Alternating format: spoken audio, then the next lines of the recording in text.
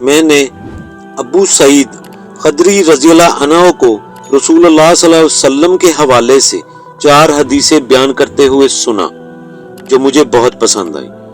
آپ صلی اللہ علیہ وسلم نے فرمایا کہ عورت اپنے شوہر یا کسی ذی رحم محرم کے بغیر 2 دن کا بھی سفر نہ کرے، اور دوسری یہ کہ عید الفطر اور عید الاضحیٰ دونوں دن روزے نہ رکھے۔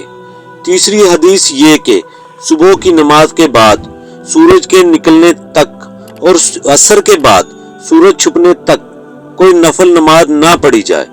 چوتھی یہ کہ 3 مسجدوں کے سوا کسی کے لیے کجاوے نہ باندھے جائیں، مسجد حرام، مسجد اقصی اور میری مسجد یعنی مسجد نبوی۔